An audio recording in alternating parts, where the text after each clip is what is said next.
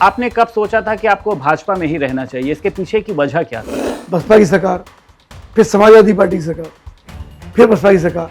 RSS से क्यों सलाह करते हैं आप बीजेपी के लिए? एक परिवार होता है, जब परिवार में बैठते हो 10 प्रकार की बातें होती हैं। जब चेतावनी आप दोगे समाज को, चैलेंज देने का काम करो तो लोग उग्र होंगे। कभी आपने नहीं सुना होगा प्रदेश के इतिहास में कि एक ही समय में DMSS पे ट्रांसफर हो गया। उनको हेलीकॉप्टर बुला करके श्री अखिलेश यादव जी ने मुख्यमंत्री आवास में उनसे बातचीत की, उनकी मेहमान नवाजी की। रामगोपाल यादव बेहद गैर जिम्मेदार टिप्पणी।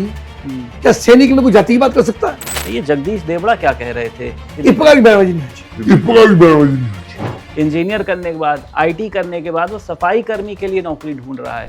थोड़ा सा सिस्टम में भी गड़बड़ हो सकती है।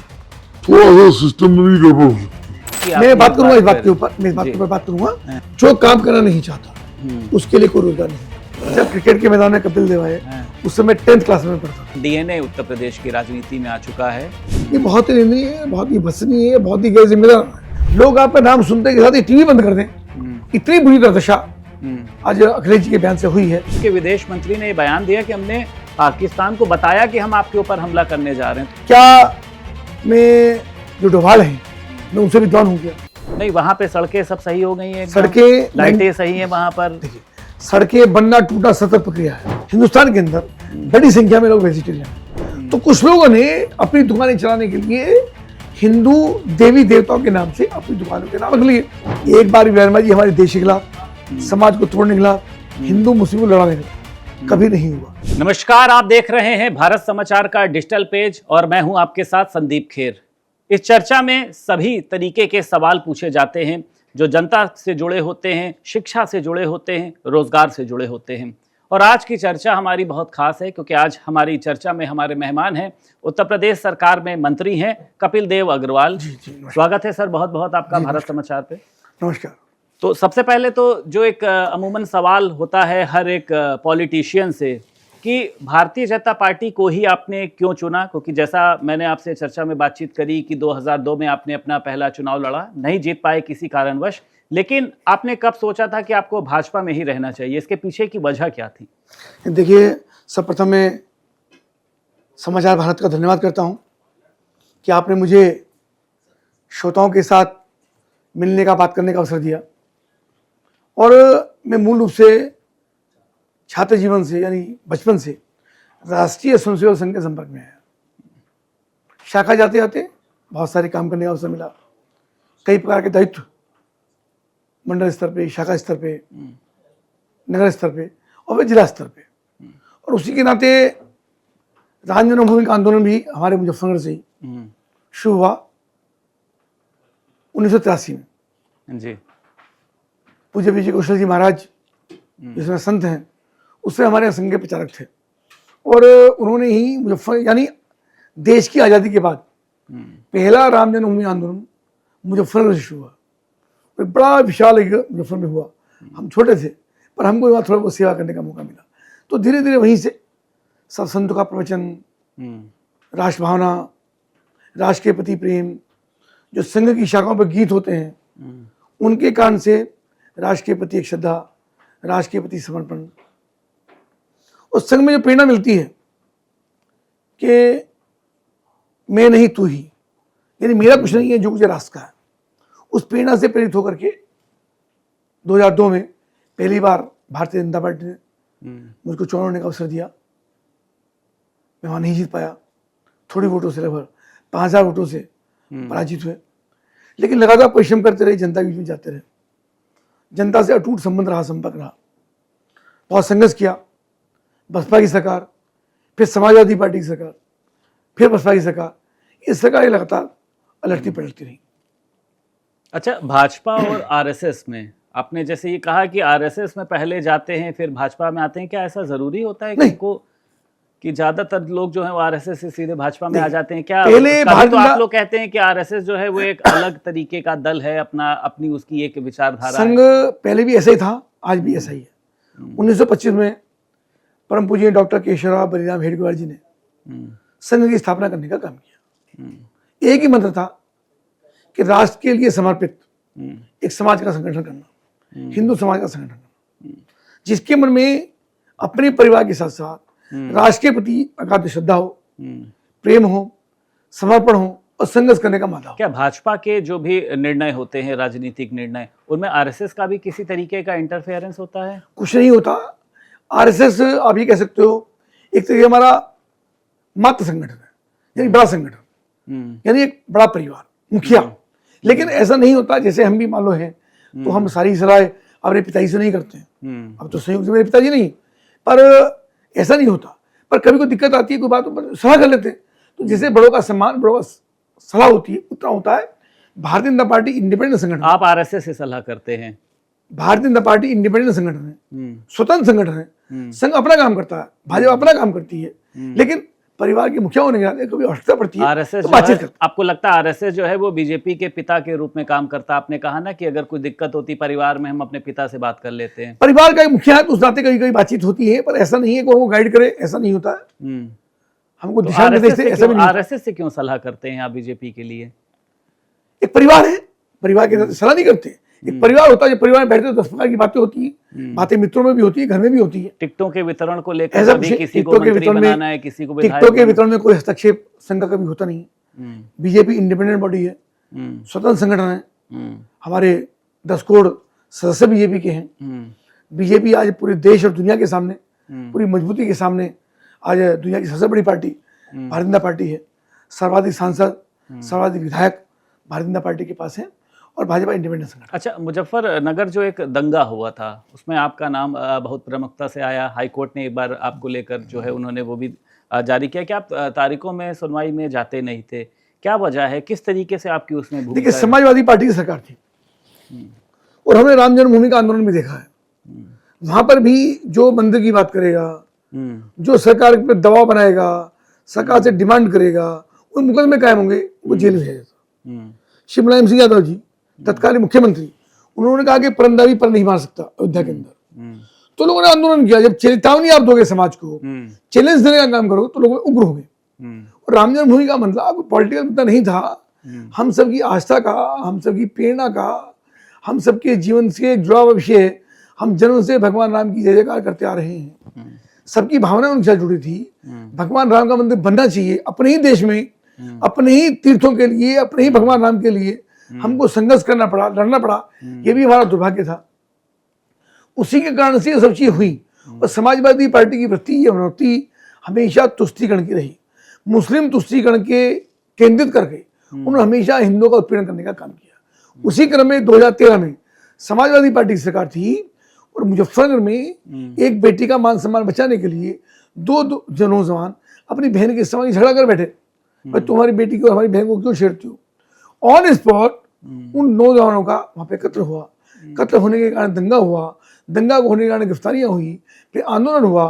तो स्वाभाविक रूप से मैं मुजफ्फर में रहता हूँ और मेरे ही बिल्कुल शहर से लगा हुआ कवाल गांव के अंदर घटना हुई, तो मैं भी वहां पर गया। मैं वहां पर गया तो समाजवादी पार्टी हम लोग मुकदमे लिखवा दी।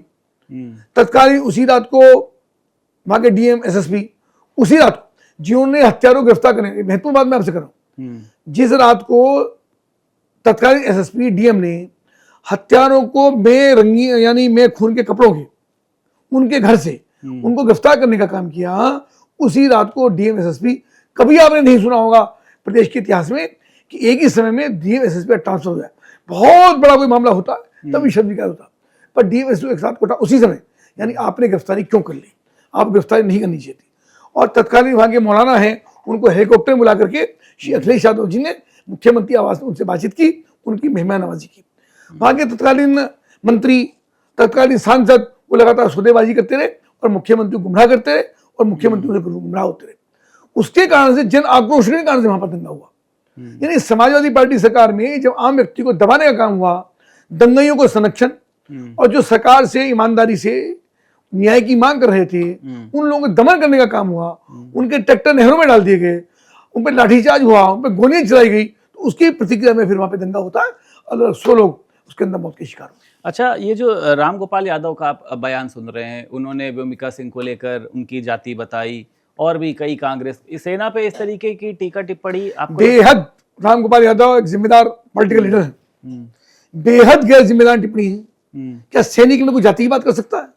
जब सैनिक के शरीर पर वर्दी होती है तो केवल राष्ट्र के लिए बात करता है, मातृभूमि के लिए बात करता है, सीना तान करके जान की बाजी लगा करके देश की सीमा पर खड़ा होता है तो जाति के लिए नहीं लड़ता। गुरु गोविंद सिंह जाति के लिए नहीं लड़े, शिवाजी जाति के लिए नहीं लड़े, महाराणा प्रताप जाति के लिए नहीं लड़े। जितने भी कमांडर होते हैं, विंग कमांडर होते हैं, कर्नल होते हैं, कैप्टन होते हैं, क्या जाति के लिए लड़ते? पर राम गोपाल यादव जी ने जिस प्रकार से उनकी जाति की टिप्पणी करने का काम किया, ये इनकी कुत्सित मानसिकता का परिणाम घातक है, जो लगातार इस प्रकार की टिप्पणी करके उनको भी जाति में, वर्ग में और समाज में बांटने का काम। अच्छा ये बताइए, ये विपक्ष सेनाओं की जो है अपमान करे तो आप लोग एकदम पूरा जो है मन खोल के उनको एक तरीके से आलोचना करने का काम करते हैं। ये जगदीश देवड़ा क्या कह रहे थे? सेना जो है पीएम मोदी के चरणों में पड़ी हुई है, विजय शाह जो है वो सोफिया कुरैशी को आतंकियों की बहन बताए दे रहे हैं। इस तरीके के बयान जो आपके नेता करते हैं वो अच्छे होते हैं? मुझको लगता है कि कोई भी इस बार टिप्पणी करता है तो बिल्कुल ठीक नहीं है। सेना को सेना के रूप में सम्मान करना चाहिए, कोई भी हो, किसी प्रकार का कार्यवाही भी तो विजय शाह पर आप लोगों ने कोई पार्टी का विषय, कोर्ट की ये पार्टी का विषय है। मेरा कहना ये है कि निश्चित रूप से सेना का सम्मान हम सबकी दायित्व है, हम सबकी जिम्मेदारी है, नैतिक जिम्मेदारी है। राष्ट्र के प्रति भी जो हमारी भाव है उसके प्रति हमारी सेना पीएम मोदी के पैरों में पड़ी है, ये शर्मनाक बयान है, आप इसकी निंदा करते हैं। आपको लगता है कि उनका इस तरीके की बयानबाजी इस प्रकार की बयानबाजी नहीं होनी चाहिए? ठीक है, अब मैं आपसे कुछ आपके विभाग से जुड़े हुए हमारे पास ये सवाल हैं कि आप 2 बार से आप विभाग के ही मंत्री हैं, बड़ी जिम्मेदारी है आपके पास कौशल विकास की। आज उत्तर प्रदेश के लाखों युवा की अगर मैं बात कर लेता हूँ, ITI जिन्होंने की है, पॉलिटेक्निक करी है, बेरोजगार हैं वो, तो आपको लगता है कि इनके लिए कुछ काम करना चाहिए? आप IIT कॉलेज खोल दे रहे हैं, उनका अपग्रेडेशन कर दे रहे हैं, रोजगार कहाँ मिल रहा है? जो हमारा विभाग है जी, युवाओं को प्रशिक्षित करने का काम करता है। प्रशिक्षित करेंगे तो उनको कहीं तो हमने ITI की ट्रेनिंग कराई, उनको गवर्नमेंट ITI के अंदर भी, प्राइवेट ITI के अंदर भी, डिफरेंट सेक्टर्स के अंदर उनको हम प्रशिक्षण देने का काम करते हैं। और पूरा प्रयास रहता है कि बच्चे वहां से स्किल्ड होकर के और टेक्निकली एक्सपर्ट होकर के वहां से निकले। इसी प्रकार कौशल विकास विभाग के अंदर भी युवाओं को प्रशिक्षित करने का काम करते हैं। डिफेंस सेक्टर के अंदर बालिकाएं होती हैं, युवा होते हैं जो उतना नहीं पढ़ पाते या उतना जो टारगेट लेकर चलते हैं, कहीं ना कहीं बैक हो जाता है, पारिवारिक परिस्थितियां होती हैं, पढ़ने का माहौल नहीं होता, कई बार मानसिकता बच्चों की खराब हो जाती है। तो ऐसे बच्चों को स्किल्ड करके रोजगार से जोड़ने का हम काम करते हैं। प्लेसमेंट उनको आप कैसे देते हैं? प्रशिक्षित प्लेसमेंट के जो हमारे ट्रेनिंग पार्टनर्स होते हैं, हमने उनको भी टारगेट दिया है कि जितने बच्चों को प्रशिक्षित करेंगे उनका 70% बच्चों को आपको प्लेसमेंट कराने पड़ेगा। और उनको कराते हैं तो उनके आधार पर उनका हम पेमेंट भी करते हैं, वरना 30% पेमेंट उनका हम रोक करके उसके बाद हम भुगतान। राज्य के कई ITI संस्थान ऐसे हैं, अगर आप मुझसे सूची मांगेंगे मैं उनकी आपको लिस्ट दे दूंगा। वहां पर प्रशिक्षकों की, आपने कहा प्रशिक्षक हैं, प्रशिक्षकों की भारी कमी है वहां पर। प्लेसमेंट सेल जो है वो वहां पर ना के बराबर है, और आपकी सरकार जो है वो कहती है कि हम कौशल क्रांति लेकर आ रहे हैं। कैसे लाएंगे? बिल्कुल ठीक प्रश्न आपने लिया है। निश्चित रूप से हमारे यहाँ लगभग इसमें 5000 वैकेंसी हमारे यहाँ है, और अभी हमने 2504 अभी आयोग से निर्धारित किए, इंटरव्यू का हो गया, सिलेक्शन का हो गया, लिस्ट जल्दी जारी होने वाली है। आते ही मुख्यमंत्री योगी आदित्यनाथ जी यहाँ से पूरे प्रदेश के अंदर उनको नियुक्ति पत्र बांटे जाने वाले हैं। बहुत एक शानदार परिणाम अभी हमारे विभाग में आया, और लगभग सारी नियुक्तियों को, और जहाँ हमारे पास परमानेंट लोग नहीं है उनका आउटसोर्सिंग में लेकर के उनको भी स्टाफ दे करके बच्चों को प्रशिक्षण कराने का काम। अच्छा, एक थोड़ा सा अलग तरीके का सवाल है। मैं एक दिन अखबार पढ़ रहा था, कहीं चाय की दुकान पर बैठा हुआ था मंत्री जी, वहाँ पर मैंने ये देखा कि जो इंजीनियर बनने का जो सपना देखते हैं ना, जो आपकी कौशल विकास की ट्रेनिंग लेते हैं, जब सफाई कर्मी का फॉर्म निकलता है ना किसी विभाग में, तो वो भरते हैं। वो इंजीनियर करने के बाद, IT करने के बाद वो सफाई कर्मी के लिए नौकरी ढूंढ रहा है। रोजगार की इतनी कमी है, तो आपको लगता है कि एक इंजीनियर जो है वो? देखिए, ऐसा तो मुझको नहीं लगता, पर हाँ क्या है कि जो थोड़ा सा सिस्टम में भी गड़बड़ हो सकती है।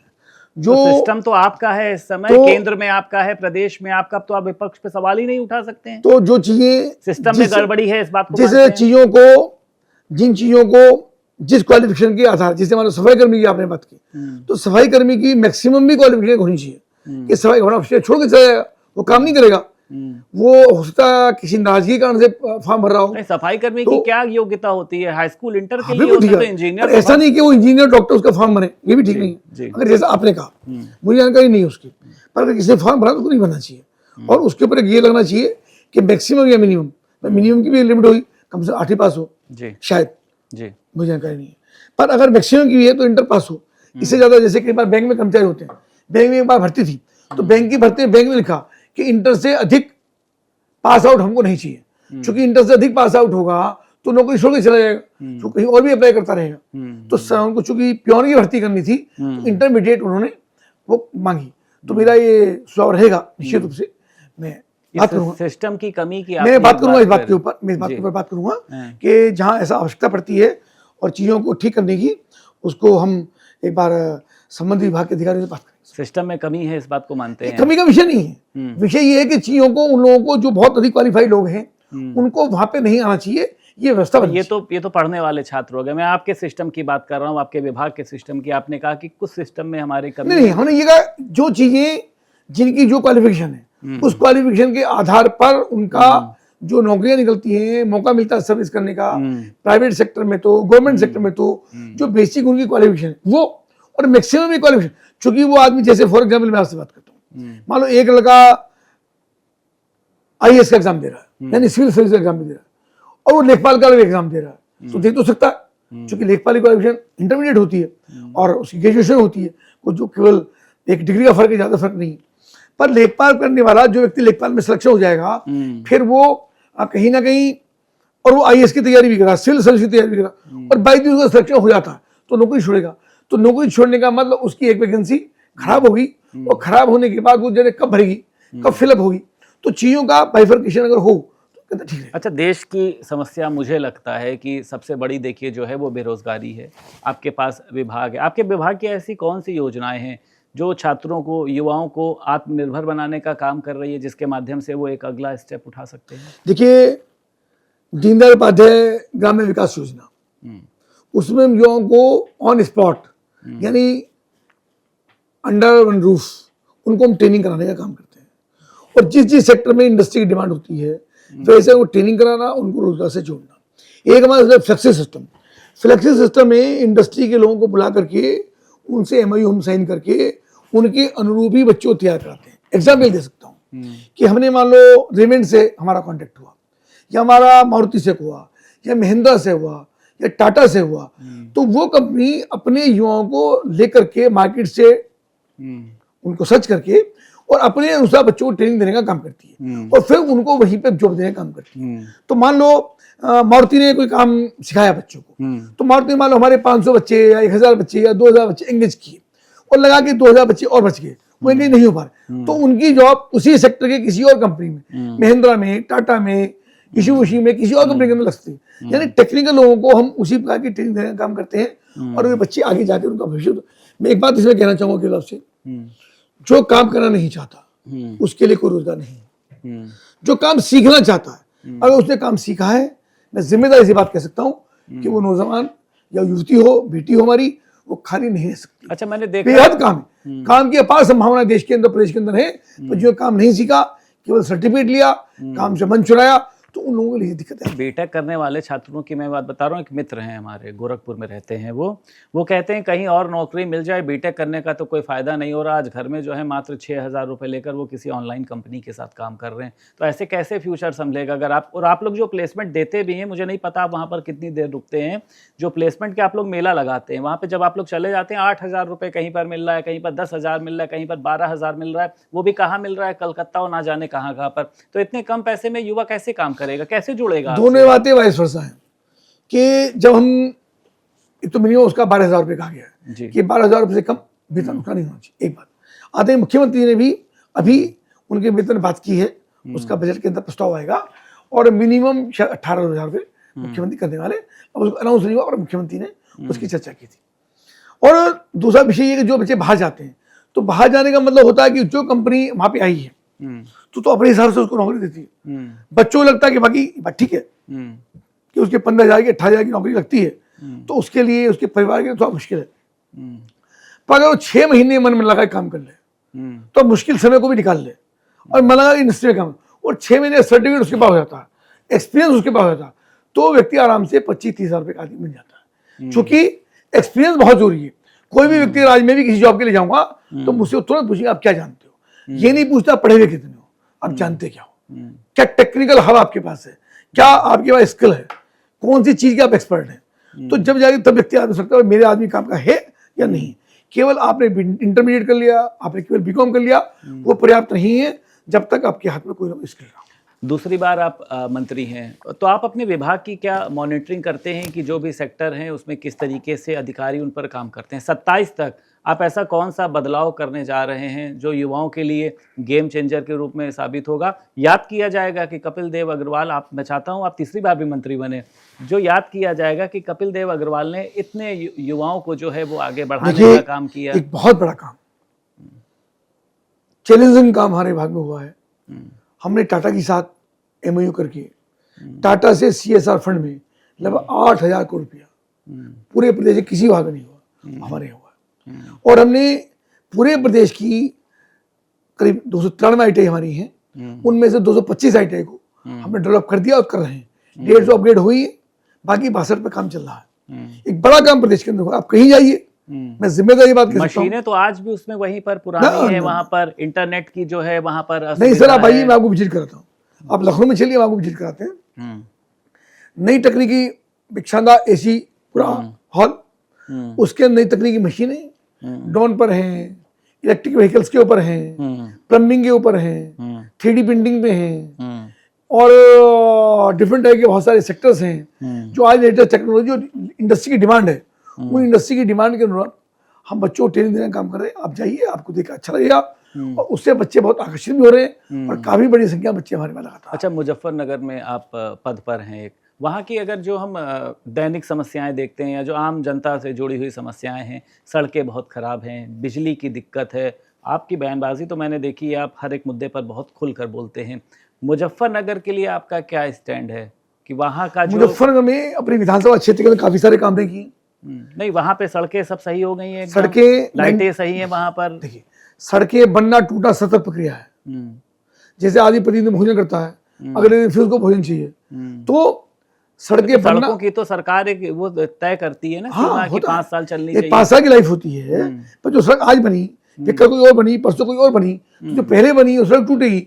तो सड़कें बनना और टूटना सतत प्रक्रिया है, लेकिन उसके बावजूद भी 85% सड़कें हमारी बिल्कुल ठीक है, एकदम ओके हैं। कुछ सड़कों पे काम चल रहा है, उनके टेंडर हुए हैं, उन पर हम काम कर रहे हैं। अपने क्षेत्र के प्रति 100% हम जागरूक रहते हैं, हर समय अवेलेबल रहते हैं, टेलीफोन अटेंड करते हैं, बातचीत करते हैं, समस्या को सुनते हैं। और कई जरूरी नहीं है कि सब लोगों की समस्या लेके मेरे पास आए, मैं जनता के पास जाता हूँ, भाई आप बताइए। हम सुबह कमरी बाग घूमने निकल जाते हैं, स्टेडियम चले जाते हैं, कॉलेज के मैदान में चले जाते हैं, बहुत सारे लोग मिलते हैं घूमते वॉकिंग करते हुए, तो उनका घूमने का आनंद भी हो जाता है, गपशप भी हो जाती है, उनकी बात भी सुन ली जाती है, उनको लगता है कपिल देव हमारे बीच में आता है। तो जो इंटरेक्शन है, शिकायतों से ज्यादा इंटरेक्शन जरूरी है। लोगों की बातचीत होती रहे तो लोगों की शिकायतें होती नहीं रहती, क्योंकि शिकायत का भी कोई पैमाना नहीं है। कोई एक बल्ब खराब हो गया तो उसके ऊपर भी हंगामा कर सकते हैं कि देखो साहब अंधेरा हो रहा है। अच्छा, मैं एक छोटी सी सवाल पूछना चाहूंगा, थोड़ा सा वो राजनीति से अलग। आपने बोला ये कपिल देव जो आपका नाम है, क्या माता पिता क्या क्रिकेट बहुत देखते थे? क्योंकि कई बार ऐसा होता है, मैं किसी से कहता हूँ मैं कपिल देव के यहाँ बैठा हूँ, तो कहते हैं अरे यार कपिल देव क्या, मुझे भी उससे मिलना था। नहीं हुआ क्या, नाम कैसे आपका कपिल देव आए क्रिकेट के मैदान, उससे प्रेरित है क्या ये नाम? जब क्रिकेट के मैदान में कपिल देव आए, उस समय 10th क्लास में पढ़ता था। अच्छा अच्छा, तो नाम तो मेरा पहले से था। अच्छा, और कपिल देव ही मेरा नाम था, कपिल अग्रवाल मेरा नाम बाद में हुआ जी। तो कपिल देव ही मेरा नाम है। हाई स्कूल के सर्टिफिकेट मेरा नाम कपिल देव। तो वो मेरे पिताजी ने रखा, और जो कपिल मुनि हुए हैं उनसे प्रेरित होकर के हमारे पिताजी ने नाम रखा। और मैं उनका, आज वो नहीं है इस समय दुनिया में, पर मैं उनका हमेशा धन्यवाद करता हूँ, उनको प्रणाम करता हूँ। एक नाम उन्होंने ऐसा नाम मुझको दिया जो पूरी दुनिया में जिसका एक नाम है, जिसका क्रेज है, और मैं किसी को टेलीफोन करता हूँ मैं कपिल देव बोल रहा हूँ तो लोग सरप्राइज होते हैं कि कपिल देव का फोन है। अच्छा, मैंने ये देखा है कि आप औरंगजेब की बात कर ली जाए, सपा के सांसद की बात कर ली जाए, तमाम मुस्लिमों की बात कर ली जाए, बेहतरीन आप आलोचना करते हैं, शब्दकोश में कुछ बसता नहीं है। आपको लगता है कि एक जो मंत्री है उसको देश को जोड़ने वाली बयानबाजी करनी चाहिए कि देश को तोड़ने वाले लोग आपसे उम्मीद करते हैं, लेकिन कई बार आपके शब्द ऐसे एक बार भी हमारी दिखाइए आप, एक बार भी बयानबाजी हमारे देश के खिलाफ, समाज को तोड़ने के खिलाफ, हिंदू मुस्लिम को लड़ाने के खिलाफ कभी नहीं हुआ। पर हाँ, उनके खिलाफ जरूर होगा जो औरंगजेब को अपना शासक, औरंगजेब को अपना आदर्श, औरंगजेब को पेड़ा मानते हैं। भाई देश में हम रोल रहे हैं, जो आज लोग बात कर रहे हैं जो औरंगजेब प्रेरित लोग हैं, ये सब इनके जो फोर फादर रहे हैं,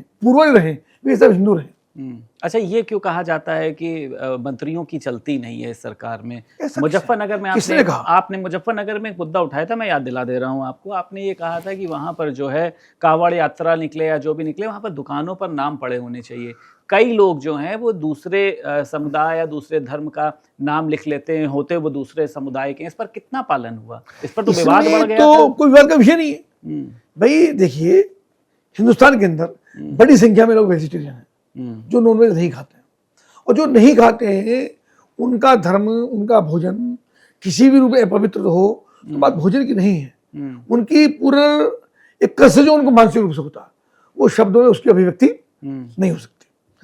जो हम जहां मुजफ्फरनगर में रहते हैं, मुजफ्फरनगर की सीमा से हरिद्वार शुरू होता है। हरिद्वार, चार धाम की यात्रा, गंगोत्री, यमुनोत्री और आपका केदारनाथ, बद्रीनाथ धाम जी, और पूरा तीर्थ, वैष्णो देवी लोग जाते हैं, और वहीं से काफी बड़ी संख्या में लोग घूमने के लिए जाते हैं। और मैं आपको बता दूं कि जो लोग नॉन वेजिटेरियन भी हैं, तो जो वो तीर्थ यात्रा पर जाते हैं तब वो मन बना के जाते हैं 8 दिन, 6 दिन, 7 दिन जब हम यात्रा पर जाएंगे हम वेजिटेरियन नहीं, परिवार के साथ जाते हैं, माँ के साथ जाते हैं, पत्नी के साथ जाते हैं, बच्चों के साथ जाते हैं, तब वो नॉन वेज नहीं खाते हैं। तो कुछ लोगों ने अपनी दुकानें चलाने के लिए हिंदू देवी देवताओं के नाम से अपनी दुकानों के नाम रख लिए।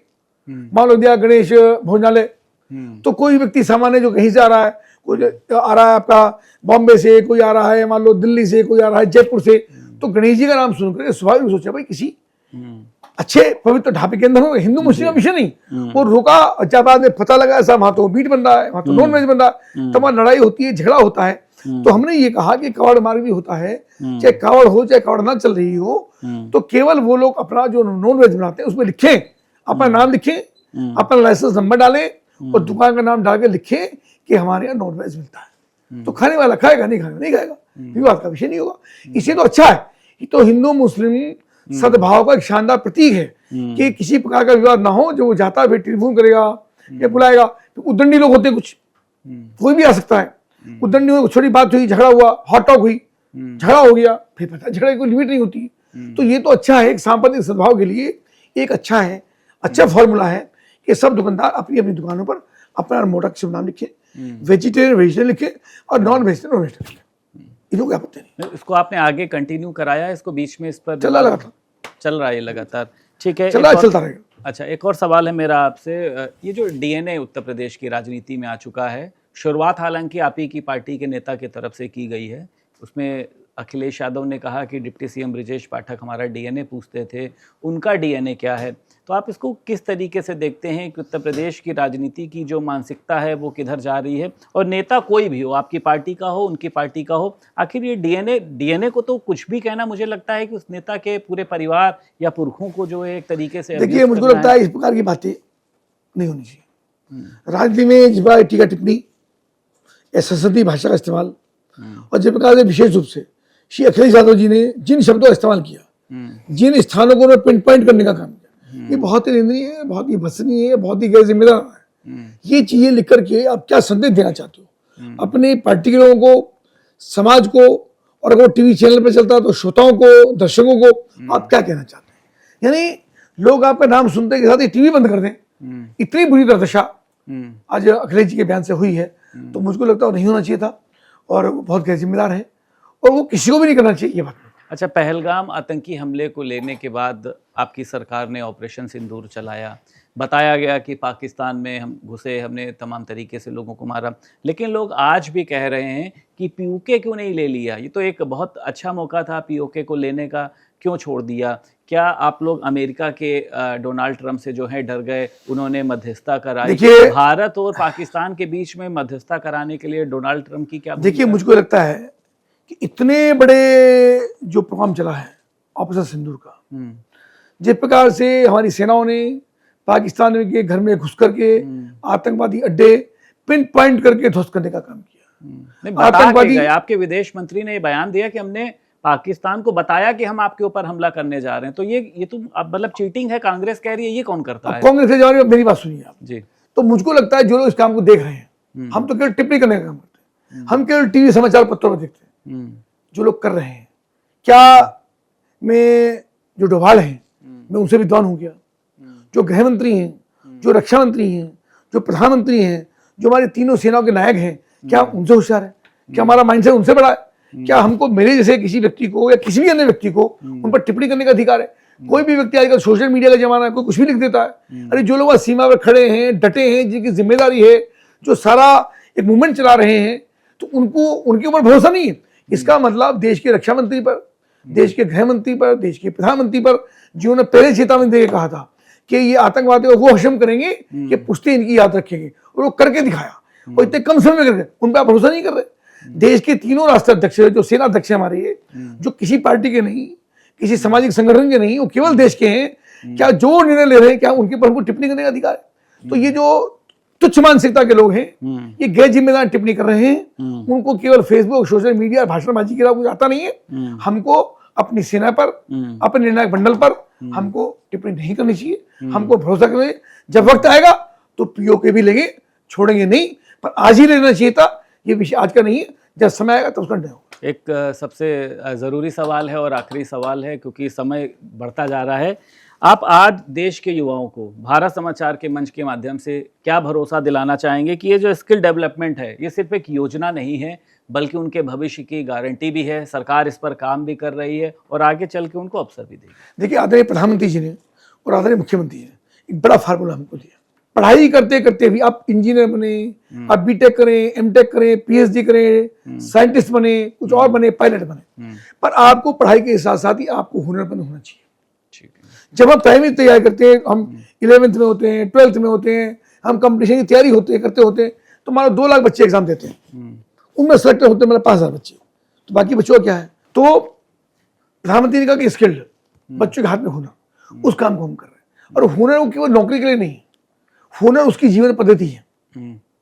जो भी व्यक्ति काम करता है, उसका हुनर होता है, तब वो उसको लोग प्यार करते हैं। लोग रंग को प्यार नहीं करते, लोग हाइट को प्यार नहीं करते, लोग उसके हुनर को प्यार करते हैं। अगर आपको अपनी बाइक ठीक करानी है तो अच्छे मैकेनिक के पास जाओगे। अगर आपको घर का एसी ठीक कराना है तो अच्छे मैकेनिक को आप कॉल करोगे। अगर अच्छे मैकेनिक बने, अच्छा हुनर हमारे हाथ में होगा, कोई व्यक्ति मार नहीं खा सकता। मैं युवाओं से आग्रह करूंगा, निवेदन करूंगा कि पढ़ाई के साथ साथ, चाहे बेटियां हो चाहे बेटे हों, बालिकाएं हो चाहे बालक हों, वो पढ़ाई के साथ साथ कोई ना कोई हुनर, चूंकि उम्र जो है सीखने की जो उम्र होती है वो 14 साल से 20 साल तक होती है। इस उम्र के अंदर कोई ना कोई टेक्निक आपके हाथ में ऐसी हो कि ईश्वर करे आप बहुत बड़े आदमी बने, पर किसी कारण से नहीं बन पाए, आप टारगेट को नहीं अचीव कर पाए, आप सक्सेस नहीं हो पाए, और आपके हाथ में हुनर है, तो जीवन आप मार नहीं खाएंगे, अपने पैरों पर खड़े भी होंगे, अपने परिवार का लालन पालन भी आप सही प्रकार से करेंगे, और देश के अंदर, समाज के अंदर सम्मानपूर्वक जिंदगी जी सकेंगे। और जो माननीय प्रधानमंत्री का संकल्प है कि हमको 2047 तक देश को विकसित राष्ट्र बनाना है, तो हमारे विभाग की अत्यंत महत्वपूर्ण भूमिका उसके अंदर है, और उसके लिए सतत प्रयत्नशील है। चलिए, बहुत शुक्रिया मंत्री जी, आज आपने समय दिया भारत समाचार के डिजिटल पेज पर जुड़ने के लिए। और हमारी कोशिश रहती है कि यहाँ पर बैठ के हम इस सीट के साथ न्याय करें और आपसे हर एक वो सवाल पूछें जिसके लिए आपको मंत्री बनाया गया, क्योंकि तमाम युवाओं की आपसे जो है वो बहुत उम्मीद रहती है। तो बहुत बहुत शुक्रिया आज भारत समाचार के पेज पर जुड़ने के लिए। सबका नमस्कार, सभी श्रोताओं को नमस्कार।